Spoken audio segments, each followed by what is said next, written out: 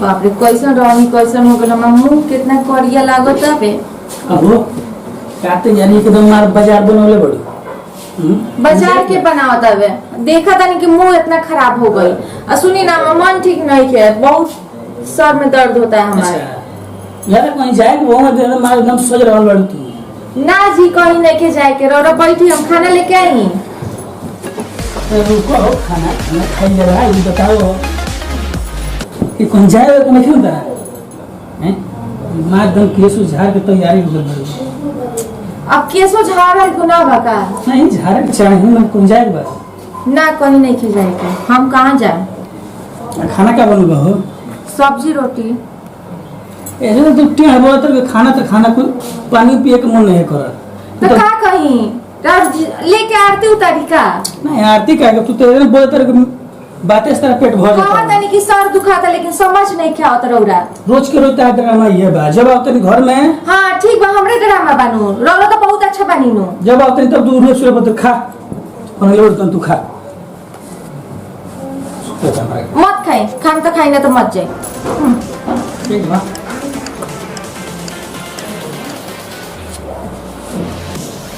खेल ये मन जब आओ तेरे घर में थोड़ा ये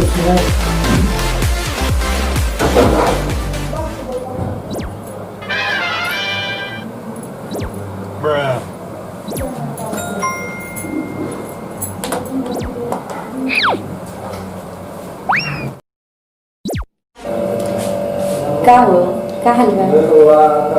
अरे सब ठीक बा आपन बताओ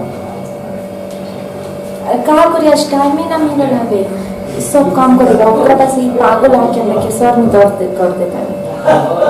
कहत नहीं हो कि चले के जल्दी से जल्दी भाग चल गया अब इतना टाइम अब हमरा से ही ना हमें के रखे देखे के नहीं चाहत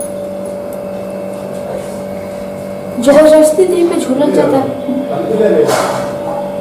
अरे पूछो मत पागल है एक नंबर के बहुत सुंदर लगा नहीं वो इन्हें कौन देखत कि अपन रूप रेखा देखते नहीं कना आता हमरा लगे। और ठीक बड़ी कल जाई ऑफिस हम तेरे को मैसेज कर दे फोन कर दे तू आ जाइए जल्दी से ठीक बा और जल्दी से जल्दी सब फैसला निकालो हम जानते नहीं कि तू फैसला निकालो तेरा। हाँ जो हमरा लगे वही तो हम ले ले ठीक बा तू पहले आओ कल ठीक है बाय बाय। 10, 9, 8, 7, 6, 5, 4, 3, 2, 1, 0.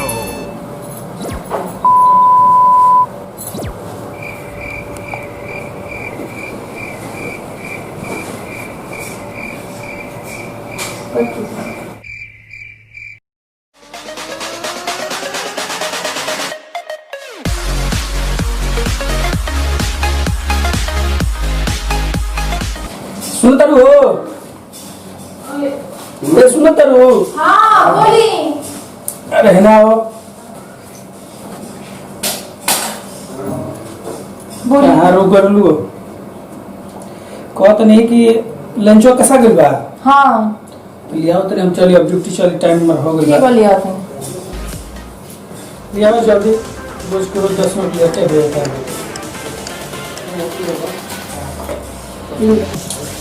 मैं लेट लगा दूं घर में घूमे लगे हैं काम बावे एगो काम बावे सब काम करे के पड़ता है रोज के रोज लेट होता है तेरा बुझाते नहीं खे तो जाई जल्दी जाई लेट होता तो ना सुना ये बताओ कहाँ ऐसे तू करते रहो जब आओ तभी ड्यूटी से तब तू लागत ना नुकर करे तो पता ही नहीं क्या करे देखत नहीं कि शरीर इतना कमजोर बा तबीयत ठीक नहीं के रहत हमार तो कहतू तो दवाई हम ले लेती होने से ना ठीक बावे कोनो दिक्कत नहीं के रह जाए ना ना जरूर बुझा दे कोनो हमरा कमी तू पागल बड़े ऐसे हमरा आओ तनी तब लागत रुझ झोरे हटा लेते रहो। अरे ना रोड लेट होता रह जाए ऐसे कोनो बदले के जाए आराम से आए ठीक बा फोन कर दे बावे से पहले ठीक है जा ठीक बा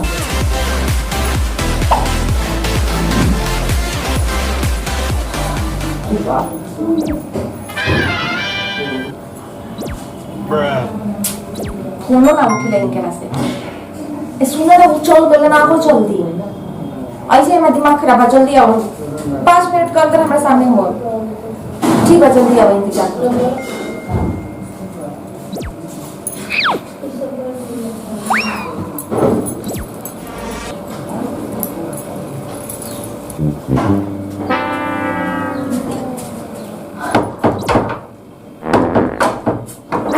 आई कोई आजास तो तार भतर में अच्छा पहली का भतर तो तू ही ना होगा तो हम तो माने ओरिजिनल तो ऊ हम हाँ आई बताओ आई घर में बुलावत रहो कोई देख लिस तो का एक टेंशन तू मत ला हम बाने नु सब संभाल ले हमारा लगे तो अरे ये सब बात कर बका तुम्हारा और काहे के बन गई तो हाँ तो तनी प्यार कर लो तो प्यार तो कोरा का मन करता बहन में वन अरे बाप रे बाप सुनो ना बोले ना कहता नहीं कि खाली प्यारे कोई जाई का तो कहा तनी कि चले भाग चल जा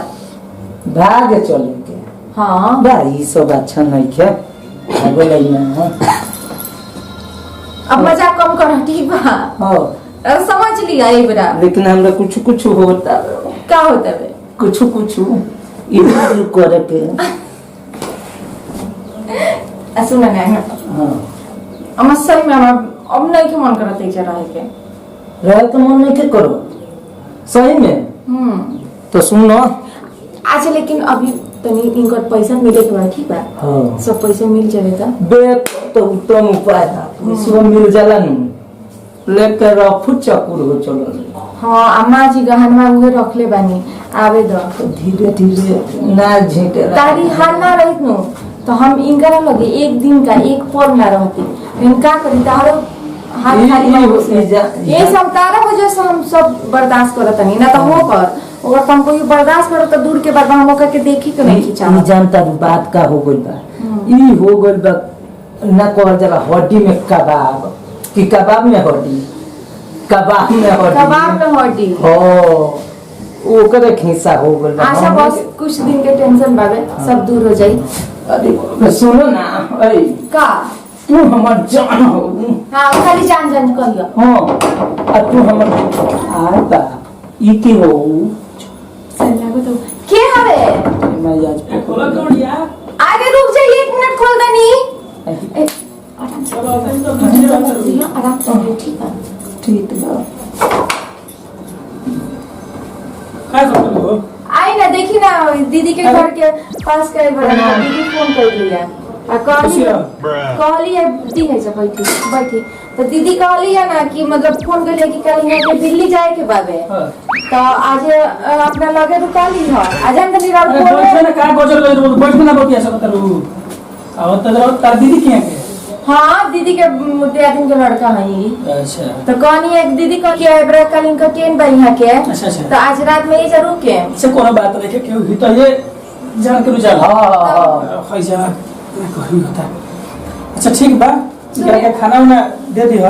ना अभी तो अभी करे जाता नहीं है यहाँ के पता नहीं सब कपड़ा चेंज करो तो नहीं कब केवाड़ी बंद करके हुए हम करे के जिन केवाड़ी बंद करके क्या करते हैं खोला तो अरे कौन ड्रेस में दिल्ली जाते हैं अब खोला तो देखने वालों को बंद करेंगे बांध लेने होगा इंगना चाहिए जरा बंद कर हां बढ़िया से रखो इधर असली में पानी नहीं पी रहा लिया पानी तनी अरे ओरा डरो के लिए ही ना ले आए माने हमरा के लिए तो ना पी लिया बच्चा आज मतलब दीदी के देह हम तो तनी मजाक ना करी राजा भालवा रो अरे मजाक करे वाला तू तनी यहाँ के खिसिया लागत है ना ना ऐसा नहीं है कि बहुत अच्छा है का अच्छा ना मैं रात से कुछ तनी नहीं बोल सको ना ना कोनो बात नहीं हम तो दिल्ली में हम तो दिल्ली में खाना ले जाएगा बा हां दिल्ली में दिल्ली में आलमगढ़ आलमगढ़ जाएगा हाँ कौन काम से जाता बाबू जाता नहीं ये फैक्ट्री में काम कर अच्छा लॉकडाउन में हट गई वैसे मैंने हाँ चलो ठीक बा और सब घर के समाचार ठीक बा नु हाँ सब ठीक है तारा के पहले को देखलाऊ नहीं कि मर जाइए तो हम ये दिन ना रहनी हैं दिल्ली रहनी हमेशा दिल्ली रहला तो भैया काम पकड़ने का अरे हां हो ड्यूटी पे सब तो आवत नहीं ड्यूटी होता है हां पानी लॉकडाउन आ गई चलो ठीक बा तो एक बार खाना ना बन जाए खाओ के सूती है ठीक बा मत सूती है बेकार खाना तो खाए हाँ खाओ के सूतन बैग बाबे वो वाले रूम में ठीक बा सुनी ना हैं तो हम कुछ बना लेते नहीं हाँ ठीक है, बनाओ। जाइन बनाई ठीक है दी गिलास हो दी बनाओ जल्दी डिप्टी साहब एकदम दिमाग हमारा देह में दर्द रहता है रोज कुछ बैठल बैठल यहाँ का हो क्या कुछ टाइम हो गया खाना ना बनो तक ना तो काम करो लेटे बो ना लेटी सुते होगा सुते हमरा के लेटे दो यार दाम को कनवाल बनी रहूगा जान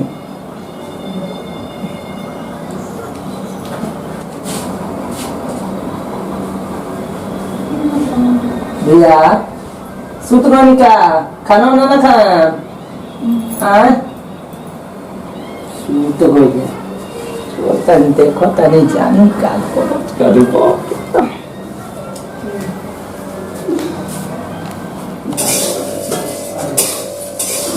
अरे जानू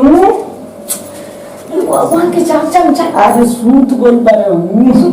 यही से तो आवता नहीं बाप रे बाप हम तो जनी के पकड़ा गई नहीं सो लेकिन भगवान लेकिन बहाना ठीक बनौलू हो तो का करी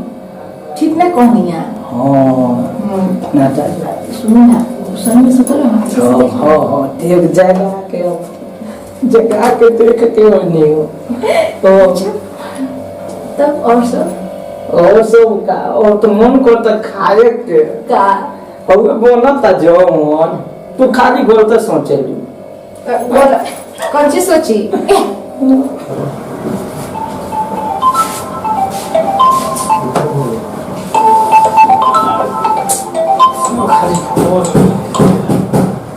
हेलो हाँ अरे आवेला तो रहबे कहनी है लेकिन वो हमरा घरे ये सार कानी कैसन आ गेल बजे हम देखलौ नहीं खी ओकरे में लागल बने ओकरे चलते सुत गनी हम खा नहीं खले हां ठीक बा काल आ जाओ हां रखी रख अरे ये जवान से बैठर लइके ना ये चल गई सब हमरा घर में चकोड़े आवता से कहा जे सारे कैसन देखी केने गई अरे तो ये घरवा में क्या करते सर अरे ये किचन में क्या करते इस तेरे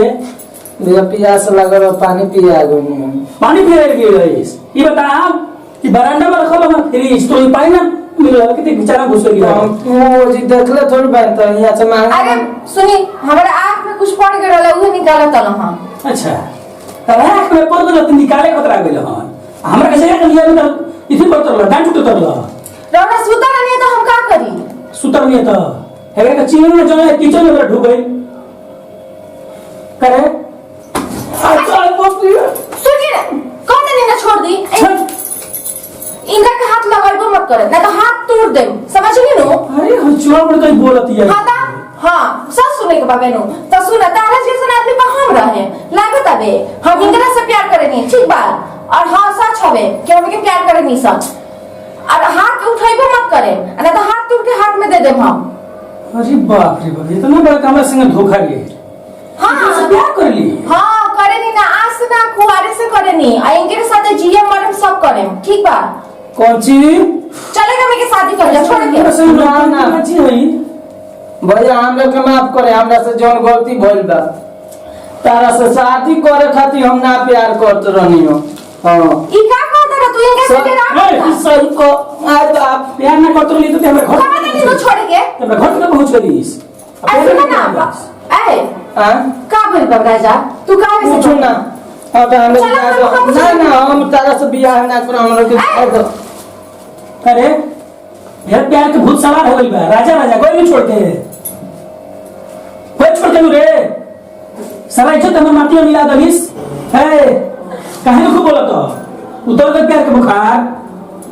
काहे कहां का फांगा का चक्कर में तुम्हें घरे तो कर करत रहो हैं इको हमरा घर से इको भाग चल तो हमको माफ कर दी हमने माफ कर- बड़ा गलती हो गई हम भगवान की जैसा पति के धोखा देनी हमको माफ कर दी हमने से माफ कर दी हमको माफ कर दी माफ कर दी बहुत बड़ा गलती हमको माफ कर दी ये माफ कर दी रे